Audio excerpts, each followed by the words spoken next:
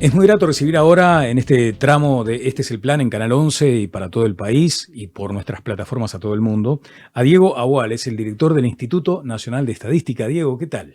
Daniel, un gusto estar acá. Un saludo a quienes nos están viendo en este momento. Sabes que hoy decía al comienzo que se trata de la mayor operación estadística del país y esto debería ser el comienzo de este diálogo porque efectivamente es un movimiento estadístico y logístico sumamente importante. Se dice, es el acto en tiempos de paz más importante por el que transita un país. Sí, el despliegue logístico es muy grande, ¿no? Hay que recordar la dimensión que tienen los censos. Nosotros tenemos que llegar en un periodo muy acotado de tiempo, en algunas semanas, a más de 650 localidades en todos los rincones del país. Tenemos que recorrer aproximadamente 120.000 puntos que son viviendas en zonas rurales. Y además tenemos operativos especiales, por ejemplo, en ciertos lugares como asentamientos y lugares de difícil acceso de las ciudades. Además vamos a tener un despliegue de más de 7.000 personas en el terreno. El INE pasa en un periodo de 4 semanas de tener alrededor de unos 300 funcionarios a tener a 7.000. Por tanto, hay que estar preparado para escalar tan rápidamente en un periodo de 4 semanas, ¿no? O sea, los convocamos a las personas que se postularon, los entrenamos y los sacamos al terreno en 7 semanas. Claro. Hay una tentación en Uruguay de llevarlo toda la comparación a la metáfora futbolera. No va a ser la excepción. Hemos estado en alguna forma como país entrenándonos para esta circunstancia porque hay algunas fases que nos permiten hacer como una especie de ensayo de esto. Claro, es imprescindible, ¿no? O sea, es imposible, hacer este ejercicio de crecer de 300 a 7.000 en 4 semanas si eso no está previamente entrenado y si no hay protocolos y procesos definidos. Por tanto, nosotros estuvimos haciendo pruebas ya hace 2 años prácticamente, pruebas piloto, un censo experimental en los meses de octubre y noviembre del año 22 y además tuvimos un precenso que cerró esta semana pasada, donde ya recorrimos alrededor de 70.000 manzanas en todo el país y registramos en el orden de 1.500.000 direcciones. O sea que ya hemos estado ensayando buena parte de las cosas que vamos a poner en práctica de aquí a 5 o 6 semanas. Claro, tuve el honor de participar de la presentación formal del censo y allí decía que era una causa nacional, o sea que es importante que cada uno de nosotros como ciudadanos de este país sepa de la importancia de aportar información, de sumar información, porque este volumen importante de información es el que permite luego tomar decisiones de políticas nacionales, ni más ni menos. Sí, es así. La información que vamos a estar recogiendo durante este año va a marcar las políticas públicas de los próximos 2 gobiernos. Eso es muy importante y es muy importante además que las personas a la hora de responder sean visibilizadas. Por eso exhortamos a que todos puedan responder. En definitiva, esto va a marcar dónde abrir una escuela, dónde abrir un centro CAIF, dónde abrir un comedor, una policlínica. Por tanto, es importante que todos los rincones del país sean visibilizados porque eso va a dar luego lugar a que los servicios públicos los alcancen. Claro, a veces perdemos de vista eso que acabas de mencionar y que es muy importante. O sea, lo que se recoge en cuanto a información va a ser destinado para políticas públicas de por lo menos 2 periodos de gobierno, lo que habla también de una actitud del Estado o de todos nosotros como sociedad. Esto no tiene que ver con un gobierno en particular, con una administración puntual. Es así. Esto, es un ejercicio del Estado, no del gobierno, Uh-huh. Y además, aprovecho de decir que estoy muy contento en una ronda previa que hemos hecho durante el año pasado de conversación con líderes políticos de diversos partidos en Uruguay y todos han brindado el apoyo a este ejercicio. De hecho, como comentabas en la presentación que tuvimos esta semana pasada, el presidente del Frente Amplio asistió.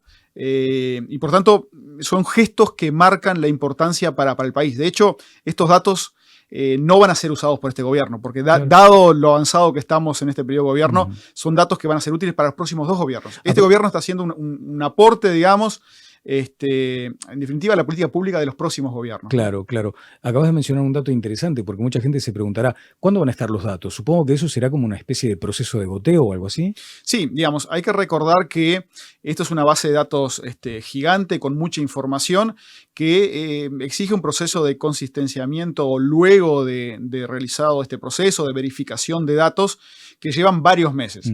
El objetivo es poder entregar una cifra de cuántos somos a nivel global en el país de forma relativamente contemporánea con el cierre de este proceso censal, sobre todo para bajar ansiedad. O sea, durante 2 o 3 meses vamos a estar hablando mucho del censo y es importante entregar una cifra preliminar, y hago énfasis en la cifra preliminar, pero luego los datos más finos van a llevar varios meses de procesamiento.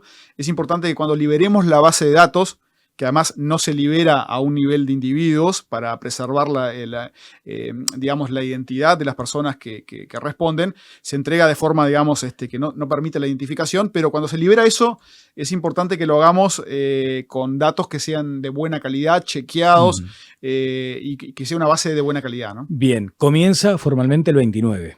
El 29 comenzamos la primera fase del censo. Hay que recordar que el censo tiene 2 partes bien diferenciadas. Una primera parte, que es la primera vez que va a ocurrir en el Uruguay, donde cada uno de nosotros vamos a poder autocensar a nuestro hogar. Por tanto, a partir de cualquier dispositivo electrónico, seguramente la mayor parte de la población lo hará con un celular. Allí va a poder completar el cuestionario censal, y es importante remarcar que una persona va a poder llenar el formulario por el hogar. O sea, no es que cada persona responde solo por ella, sino que cada formulario corresponde al formulario del hogar. Va a ser muy fácil, muy intuitivo, y se va a desplegar de forma muy amigable en cualquier dispositivo electrónico. Esto es innovador, obviamente lo del autocenso también, ¿no? Claramente. Sí, es la primera vez que ocurre en Uruguay. Si bien hay experiencia a nivel internacional, en Europa hace mucho tiempo que los países lo realizan. En América Latina hay alguna experiencia previa, en Colombia, Ecuador, México, también Brasil, pero el caso más reciente y exitoso es el de Argentina, por ejemplo. 50% de la población usó este canal para censarse, así que bueno, tenemos una vara bastante alta, así que esperamos que la población uruguaya pueda responder de forma adecuada. Tenemos 2 elementos que creo que van en la dirección de que este sea un instrumento muy usado en Uruguay, que es la cultura digital de los uruguayos, sobre todo Ceibal mediante, y pandemia mediante también, que hizo que muchos de nosotros usáramos ese canal, y también el amplio acceso a Internet en los hogares. O sea, hay que recordar que en Uruguay alrededor del 90% de los hogares tienen Internet, así que estos 2 elementos hacen que a priori seamos optimistas, pero bueno, habrá que incentivar a que todos los uruguayos respondan por este canal. A tratar de ganarle a Argentina en ese 50%. Voy ahora a las preguntas concretas. De hecho, voy a apelar a los lentes porque hay una cantidad de consultas importantes en letra chica de mucha gente que ha acercado ante la inminencia de esta entrevista, han acercado algunas inquietudes. Simplemente como un dato, primero, esto es televisión, así que estamos viendo imágenes, pero probablemente de otros países. Simplemente para ilustrar la presencia de Diego aquí. Y lo otro, hay una inversión importante presupuestalmente, estamos hablando de varios millones de dólares puntualmente destinados al censo. Bueno, sí, digamos, el costo final lo sabremos una vez que el ejercicio se complete, pero se estima que, digamos, la inversión necesaria para realizar el censo va a estar entre los 20 y los 25 millones de dólares. Es una inversión importante, pero hay que recordar que luego esto va a ahorrar muchos recursos públicos al focalizar de forma adecuada la inversión. Claro, es la mira telescópica aplicada. Exacto, ¿no? Digamos, es hacer una escuela donde realmente lo necesita y no en un barrio con pocos niños, o hacer un centro CAIF donde hay muchos niños, o hacer una policlínica donde, bueno, capaz que tenemos mucha población que son adultos mayores allí y realmente lo requieren. Entonces, esta información va a permitir luego ahorrar recursos públicos focalizando de forma muy precisa la política pública. Bien, vamos a esto del censo digital, ya mencionaste, autocenso, autocompletable, hay muchas maneras de llamarlo, pero en realidad quiere decir que se maneja de manera automática. Y después, por ejemplo, algunas cuestiones. Y acá te pido sí brevedad en las respuestas para optimizar el tiempo. Un cuestionario por hogar. Quiere decir que se puede dar también esa lógica que creo que el otro día se mencionaba. Puede llegar a ser hasta lúdico, si quieres ejercicio, ¿no es verdad? Claro, digamos, el autocenso puede ser respondido por todos los miembros del hogar en el momento en que lo deseen. Es muy flexible, mucho más flexible que una persona que golpee nuestro domicilio. Tenemos que atenderla en el momento en que llegó. Claro. Así que en la hora de la cena o luego de la cena es un buen momento para responder el censo web o el censo digital. Bien, hay un tema con la obligatoriedad, pero también con el ejercicio del derecho. Bueno, yo creo que hay que abordarlo por el lado del ejercicio del derecho. Si bien todos los relevamientos que hace el Instituto Nacional de Estadística son obligatorios por ley, la ley 16.616 así lo establece, el censo es un derecho, es el derecho a ser visibilizados, a que nuestros problemas, los problemas de nuestro barrio sean visibilizados y que luego la política pública nos alcance, ¿no? Bueno, después vamos al censo presencial. ¿Cómo se realizará y la estimación de cuánto tiempo durará? Bueno, el censo presencial va a ocurrir luego del censo, del autocenso digital, que está planificado que cierre el día 17 de mayo, así que a partir de la tercera semana de mayo tendremos censistas recorriendo todas las localidades del país y bueno, allí los censistas golpearán los domicilios, van a ir con una tablet. Además van a ir debidamente identificados, claro, que es importante por temas de seguridad. Y bueno, y esa va a ser la forma en que se va a proceder en esa fase, ¿no? En el caso de que alguien haya respondido vía web, se le pedirá simplemente el código de que completó ese cuestionario. Estaremos 2 minutos en esa vivienda. Y en el caso de las viviendas que no lo hayan respondido de esta forma, ahí sí, interactuaremos por 30, 40 minutos con ese hogar. Correcto. ¿Qué sucede si el censista llega a una vivienda y no hay nadie porque, por ejemplo, están trabajando? Bueno, puede ocurrir. Nosotros vamos a visitar, está previsto que visitemos 3 veces el mismo hogar, así que vamos a pasar varias veces, pero además vamos a dejar avisos por debajo de la puerta. Allí ese aviso constará de un teléfono donde podemos agendar para que nos visite el censista que pasó por nuestro hogar. Y si no, estará abierto también el 0800 2023, que es un call center donde podremos, además de sacarnos dudas, también la posibilidad de agendar.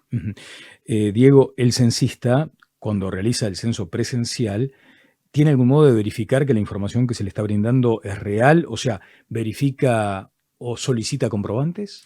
Bueno, no. Hay que recordar que el censista simplemente recoge la información que le brindan los miembros del hogar.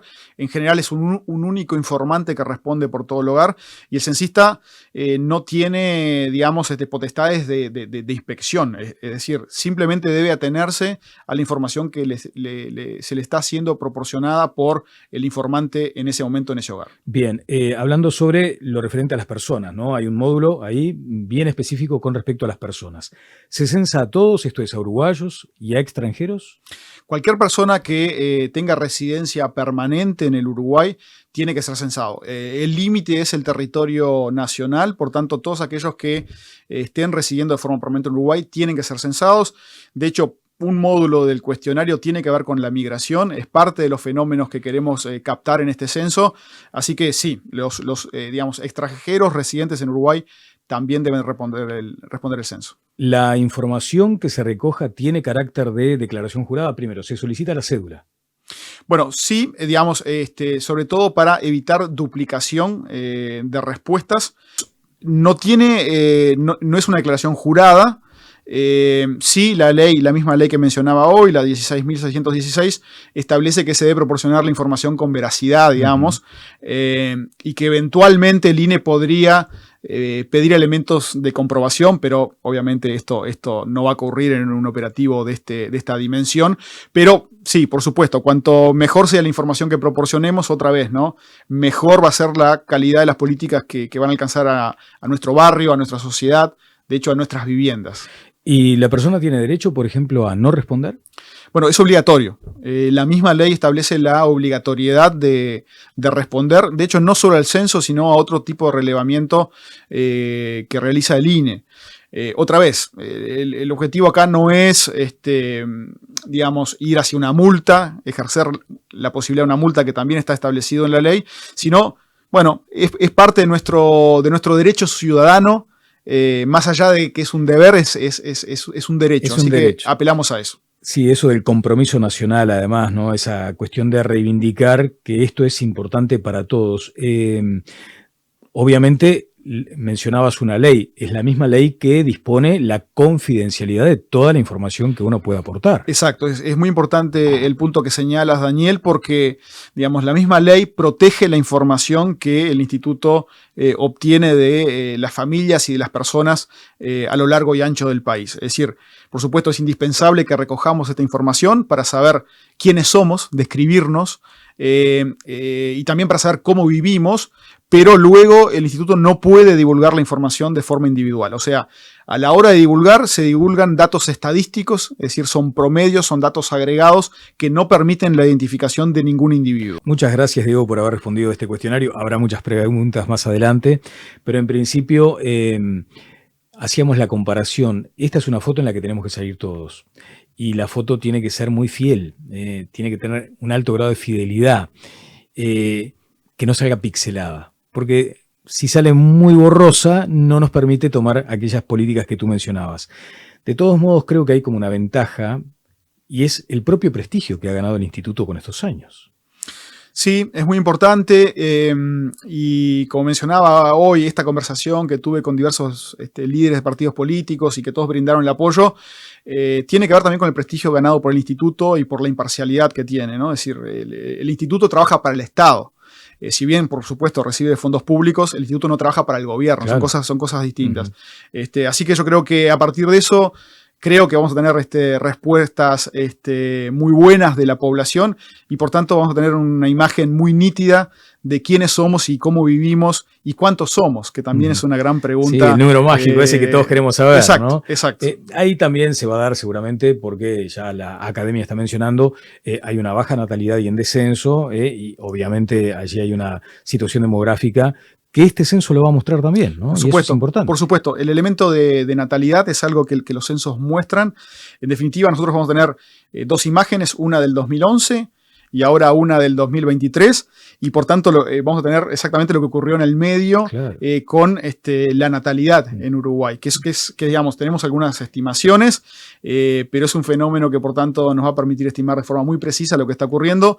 Ya tenemos indicios de que digamos, la natalidad no es suficiente para el reemplazo de la población uruguaya desde hace 2 o 3 años, y el censo va a brindar más detalles sobre eso. Bien, casi parece absurdo plantearlo en estos términos en este momento, pero lo cierto es que quedó atrás aquello de que el censo se hacía en un día.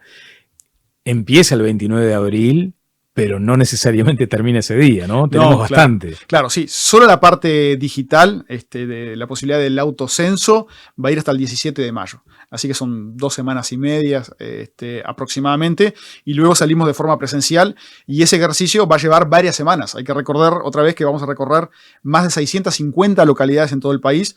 Y esto es un proceso que va a llevar varias semanas. Lo importante al final del proceso es tener una cobertura amplia, es decir, tener al menos un 95% de alcance en términos de las personas y tener información de calidad. Sobre eso es que tienen que medirnos, no tanto si llevamos algún día más o algún día menos en el relevamiento, ¿no? Muchas gracias. Muy amable, Daniel. Gracias. El director del Instituto Nacional de Estadística, Diego Agual. Y con esto estamos cerrando esta entrega de Este es el Plan por Canal 11 y para todo el país. Que pasen todos muy bien.